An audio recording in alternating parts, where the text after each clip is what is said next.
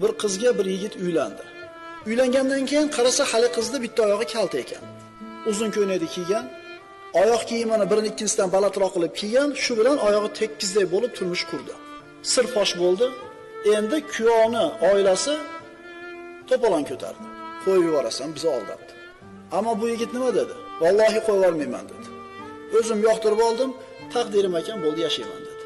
Endi qarang, hech qancha vaqt o'tmasdan Alloh taolo mana shu yigitga, shu ayolga uylandi, shu qizga uylandi, juda katta bir xayriyat berdi.